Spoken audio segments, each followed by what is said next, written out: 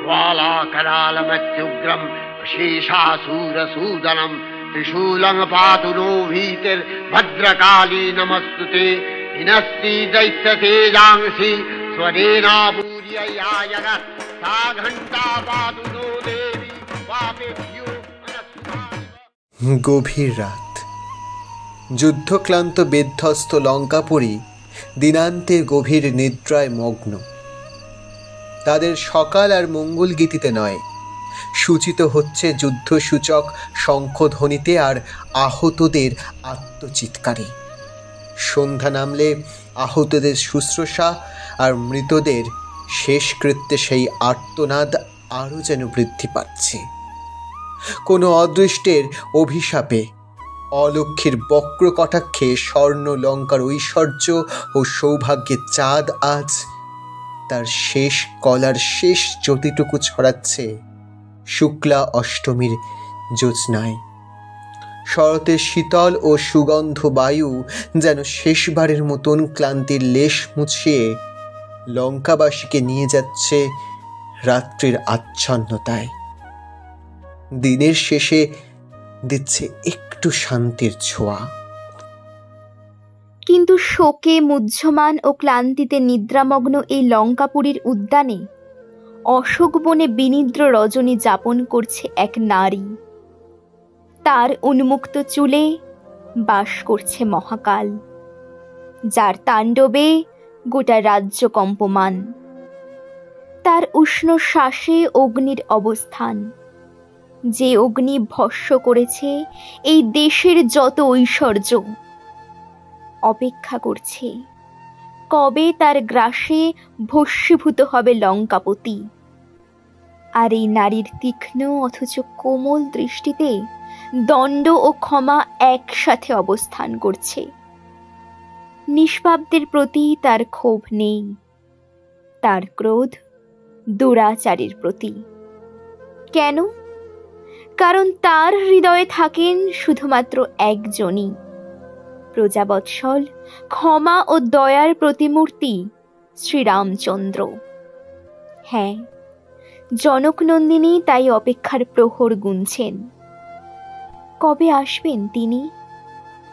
বিজয়ীর ন্যায় মাথা উঁচু করে এই উদ্ধত পুরীর দর্পকে দলন করবেন নিমেষে।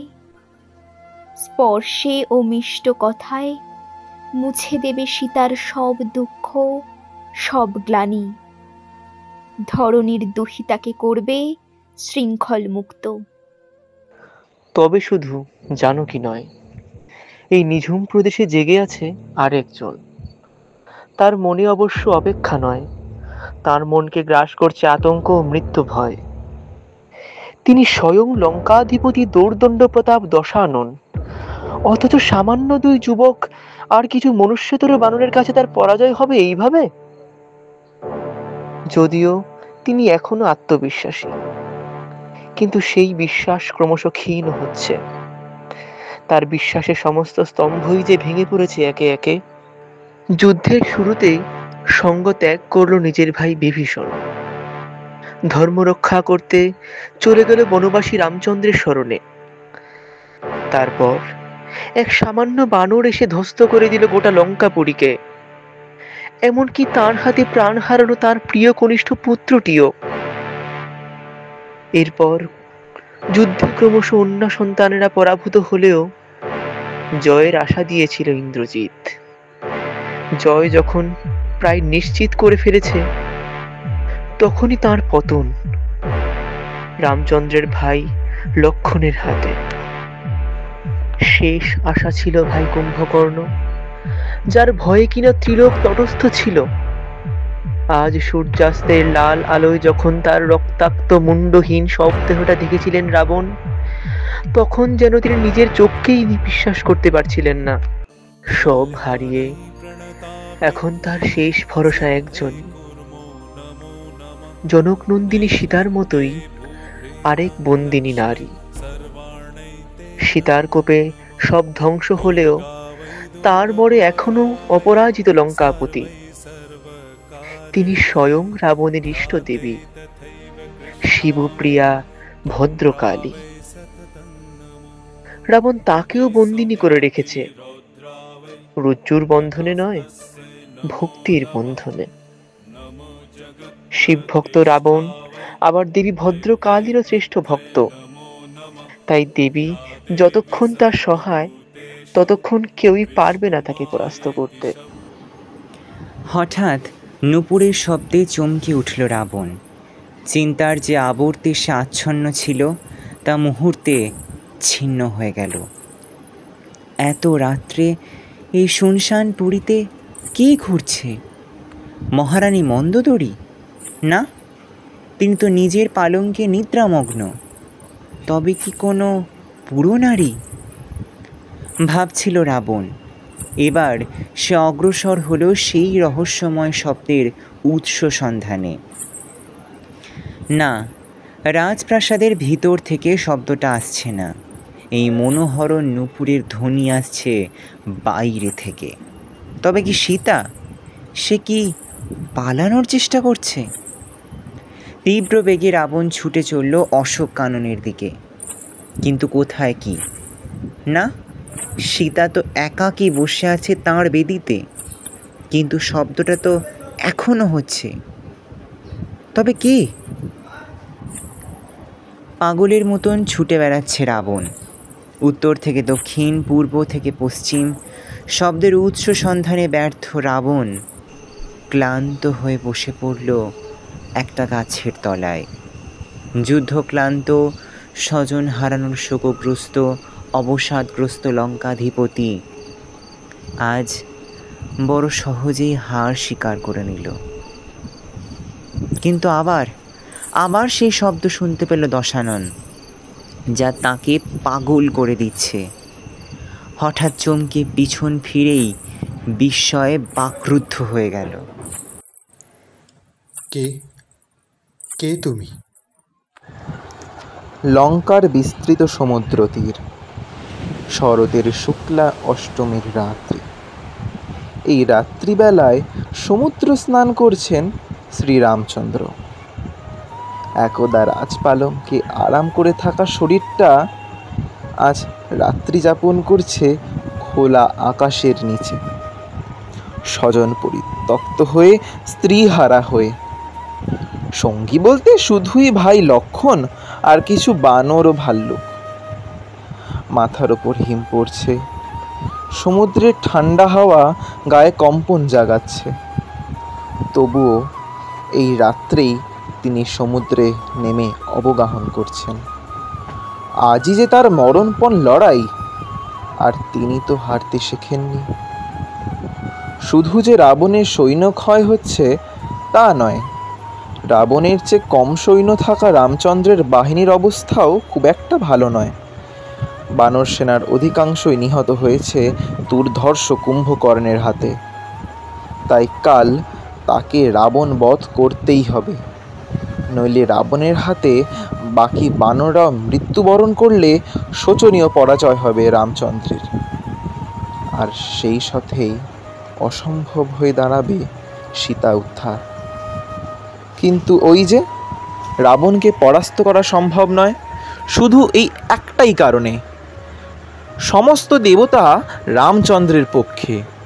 এমনকি রাবণ যার শ্রেষ্ঠ ভক্ত সেই শিবও। শুধু মহামায়াই এখনো রাবণের পক্ষ অবলম্বন করে আছেন। আর সেই ভদ্রকালী মহামায়াকে নিজের পক্ষে না আনতে পারলে রাবণবধ দিবা স্বপ্নই মাত্র। তার অর্ঘ্যে তুষ্ট হয়ে গণপতি দিয়েছেন নির্বিঘ্নে জয়লাভের বর, কুলজনক মার্তণ্ড দিয়েছেন অমোঘ অস্ত্র সকল, ভগবান পুরন্দর দিয়েছেন রথ, স্বয়ং মহেশ্বর তার শত্রু ধ্বংসে প্রবৃত্ত হয়েছেন। তবুও পরিতুষ্টা নন মহাদেবী। তাই যেন তেন প্রকারে মহামায়াকে তুষ্ট করতে সচেষ্ট হয়েছেন রামচন্দ্র। দেবাধিপতির নিবেদনে স্বয়ং এসছেন বিরিঞ্চি। শুম্ভ নিশুম্ভ দৈত্যমর্দিনী মহাদেবীর মায়ানিদ্রা ভঙ্গ করে দেবীকে তুষ্ট করলে তবেই রাবণের বধ সম্ভব। কিন্তু এতই কি সহজ? যে দেবী স্বেচ্ছায় রাবণকে রক্ষা করছেন তিনি কেনই বা অযথা রামচন্দ্রের সহায় হবেন? তাছাড়াও দেবীর জাগরণের নির্দিষ্ট আদ্রা নক্ষত্রযুক্ত নবমীও যে অতিক্রান্ত। বিরিঞ্চির নির্দেশে তাই অকালে শুক্লা ষষ্ঠীর নিশালগ্নে দেবীর বোধন ক্রিয়া সম্পন্ন করছেন রাম। কিন্তু তবুও দেবী তুষ্ট হননি। তাই দেবীকে তুষ্ট করার প্রচেষ্টায় বিভীষণ বললেন, হে রঘুনন্দন, আমি লঙ্কাধিপতিকে দেখেছি দেবলোকের নন্দন কাননে বিভিন্ন পুষ্পের পাশাপাশি দেবীদেহের অষ্টোত্তর শত নীলপদ্ম দিয়ে তিনি নিত্য অর্চনা করেন দেবীর। হে নাথ, ওই নীলপদ্ম দেবীর অত্যন্ত প্রিয়, আপনিও নীলপদ্ম দেবীকে অর্পণ করুন। রামচন্দ্রের সেনার অন্যতম মহারথী হনুমান সূর্যাস্তের পর যুদ্ধের অবসান হলে সে দ্রুত বেগে চলেছে। লঙ্কার থেকে আর্যাবর্তের দক্ষিণ অংশের দূরত্বই 100 যোজন। তাকে যেতে হবে দেবী দহে অর্থাৎ হিমাচলে। হাতে সময় নেই একেবারে।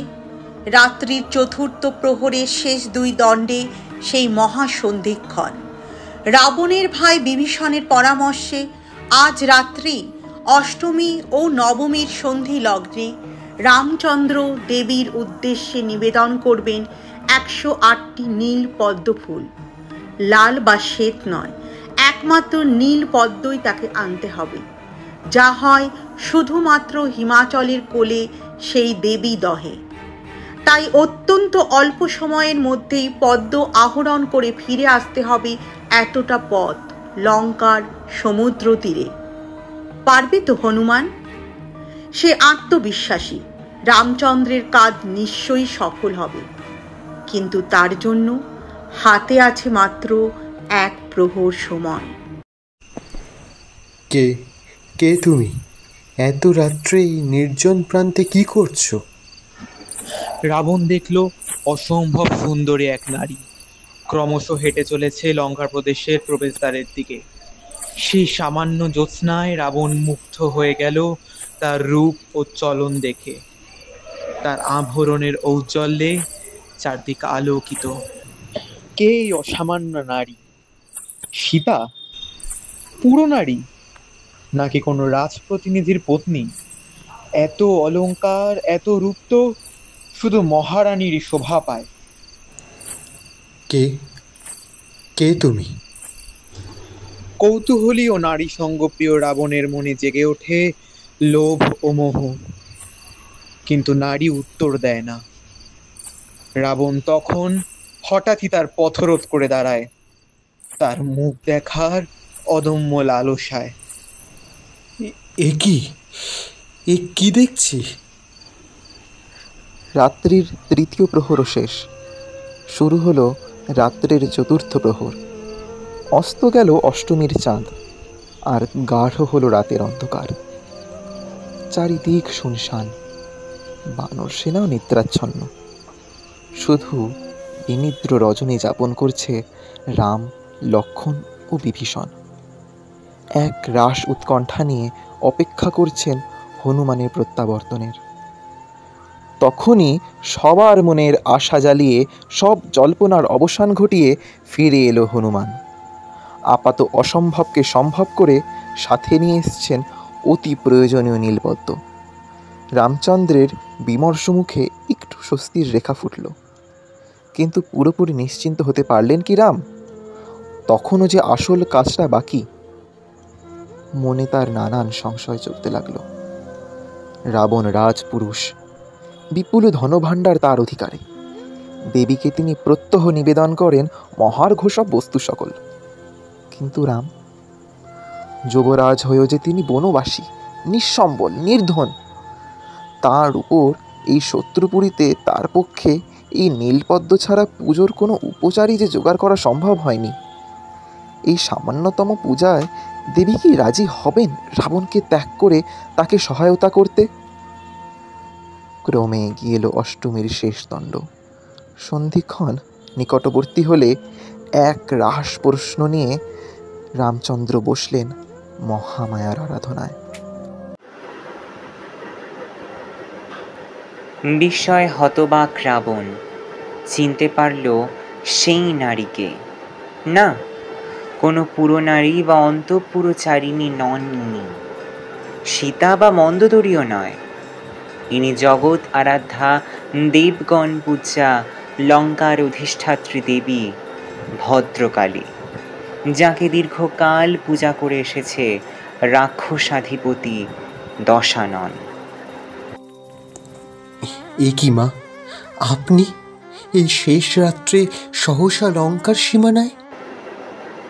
অবশেষে দেবী উত্তর দিলেন, হ্যাঁ রাবণ, আমি লঙ্কাপুরী ত্যাগ করে চলেছি। সমুদ্র তীরে রামচন্দ্র আমার সাধনায় মগ্ন। আমি তাই তোমায় ত্যাগ করে তাঁর পক্ষ অবলম্বন করব। সে কি? এই কঠিন অথচ সহজ সত্যকে সহ্য করতে না পেরে রাবণ বসে পড়ল মাটিতে। সে আর কিছুই ভেবে উঠতে পারছে না। এবার কি করবে সে? তার সেই সম্বলটুকু কি এইভাবে হাতছাড়া হয়ে যাবে? তবে কি ওই সামান্য মানুষটার হাতেই শেষ পর্যন্ত অসহায়ভাবে মরতে হবে ত্রিকালজয়ী দোর্দণ্ড প্রতাপ লঙ্কাধিপতিকে? কিন্তু না, শেষ চেষ্টা সে করবেই। না, দেবীর কাছে দোষ স্বীকার করলে সে নিজেই হেরে যাবে। তার অহংকার, তার ঔদ্ধত্য আর তার সম্মান সব নিমেষে ধূলিসাৎ হয়ে যাবে। তাই সে চেষ্টা করবে বাকপটুতায় দেবীকে আবদ্ধ করার। দেবী, আমি জগৎ শ্রেষ্ঠ শিব ভক্ত। আপনি আমায় যথেষ্ট স্নেহ করেন, তবে কেন এক দুষ্ট বনবাসীর পক্ষ অবলম্বন করে আমাকে সর্বশান্ত ও বিপর্যস্ত করবেন দেবী? কে আছে ওই ভিক্ষুকের পক্ষে? ওই কতিপয় বানর ও ওই ভাতৃদ্রোহী বিভীষণ, আর কেউ নেই ওর পক্ষে? আছে কি? আছে রাবণ, আছে ধর্ম, যাকে তুমি বহু পূর্বেই ত্যাগ করেছ। দেবী, হে আপনি কি বলছেন? আমি প্রত্যহ অত্যন্ত নিষ্ঠা সহকারে আপনার আরাধনা করেছি।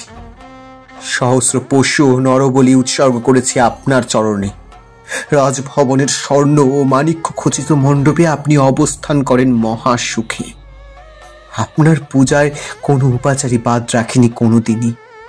তবে আমি যে ধর্মপথে বিধিবৎ আপনার সেবা ও মহাপূজা করেছি, তা কি ধর্ম নয়? পারবে ওই দুরাচার ভিখারি বনবাসী আপনার এই রূপ উপাসনা করতে? ওই ভ্রষ্টাচারের জন্য এই ভক্তকে ত্যাগ করা কি আপনার ধর্ম, হে শিবপ্রিয়া? মূর্খ দশানন, তিনটি মহাদোষযুক্ত তুমি। তিনটি অপরাধের কারণেই আজ তোমার এই পরিণতি।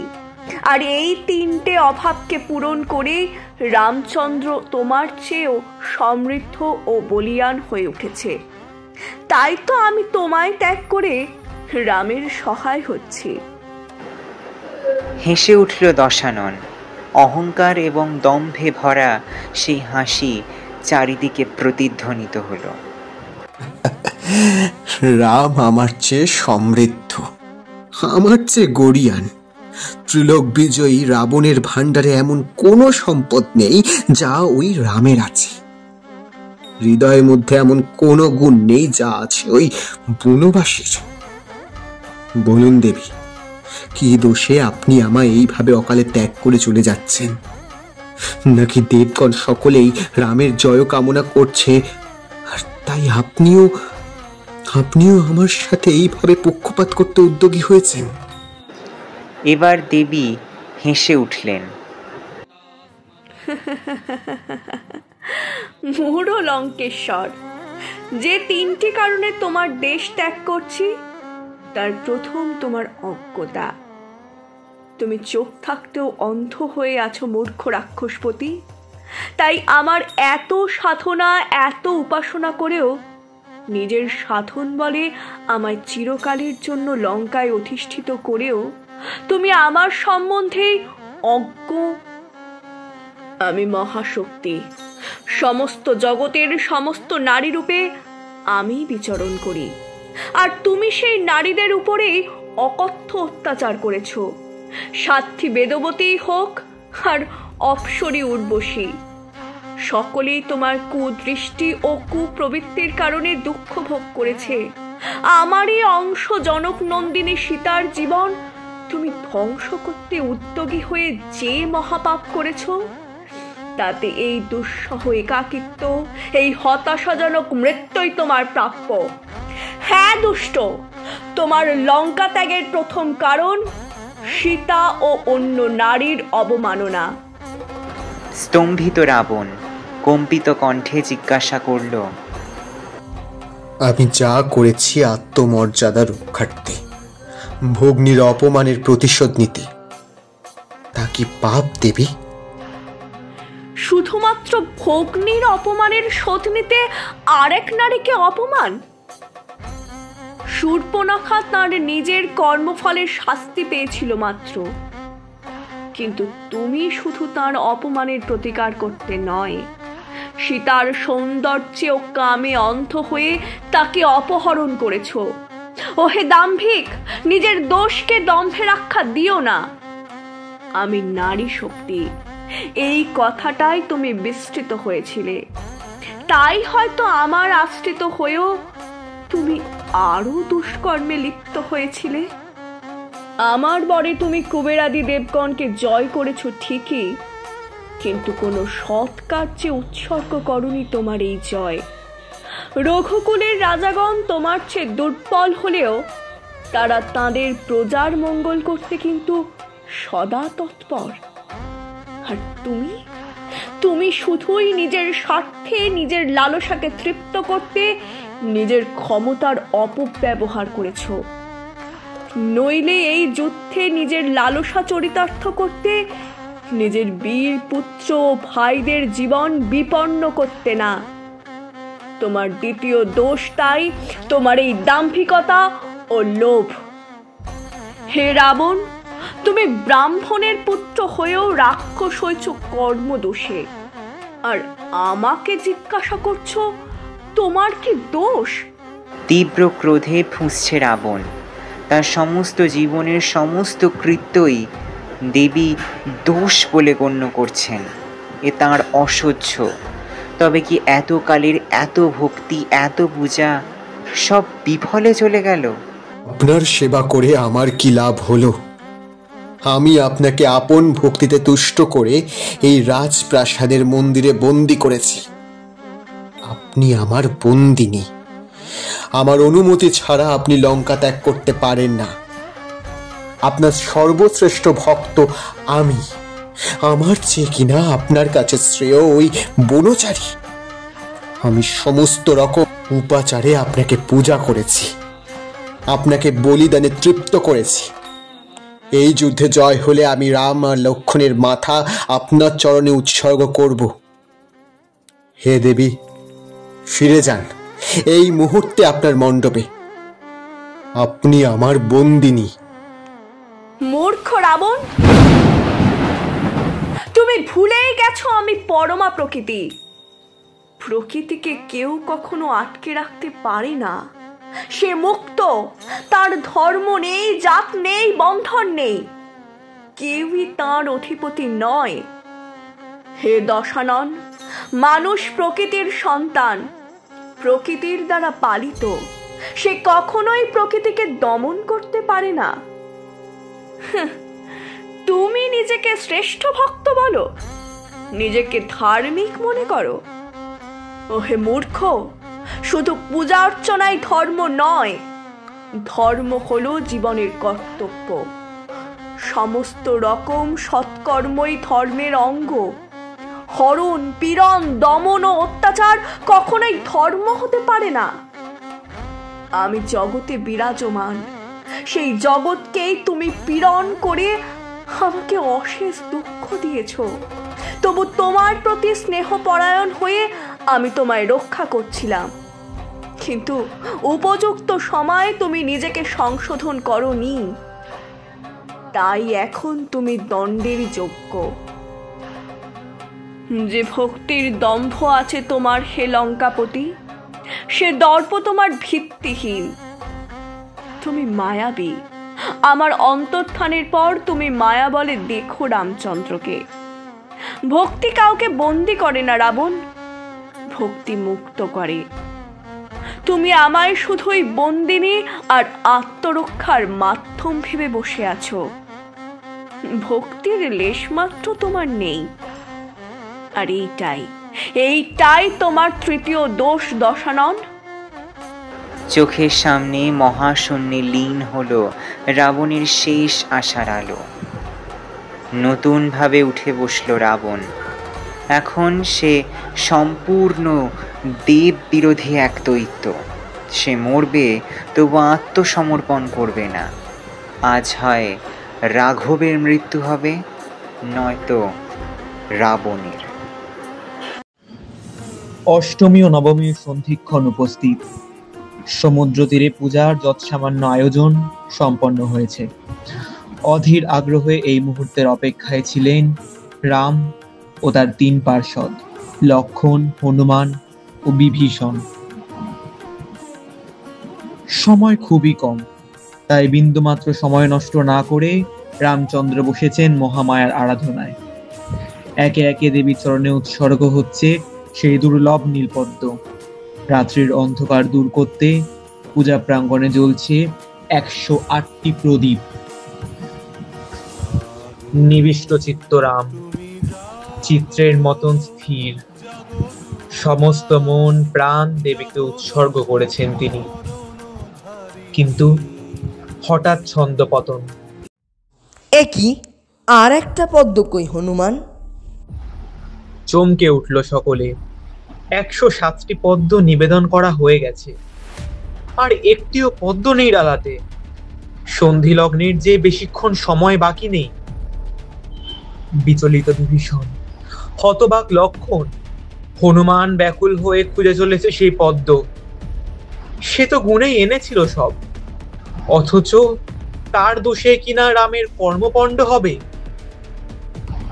আর রাম, তিনি জানেন একটাই কথা, দেবী তুষ্ট না হলে জয়লাভ ও সীতা উদ্ধার অসম্ভব। পরাস্ত হলে তার জীবন হবে অর্থহীন। তাই শেষ চেষ্টা করতেই হবে। তুনির থেকে সহসা বেরিয়ে এলো তীক্ষ্ণ একটি বাণ। তিনি কমল লোচন, তার চোখটি ভক্তি ও ব্যাকুলতার জলে ভিজে হয়ে উঠেছে একটি নীলপদ্ম। বাণের ফলাটি তিনি নিয়ে এসেছেন চোখের একদম কাছে। মণিতে বিদ্ধ হবে। সহসা, থামো রাম, আমি এসেছি। কে কে কে এলে জানো কি? এই উষা লগ্নে এত এত আলো কার? রাতের শেষে সূর্যের প্রথম আলোয় যখন আকাশ রাঙা হয়ে উঠেছে, সেই আলোতেই যেন ফুটে উঠল পরমা প্রকৃতির অবয়ব। রামের ভক্তিতে, আত্মোৎসর্গের পূজায় তৃপ্ত হয়েছেন মহামায়া।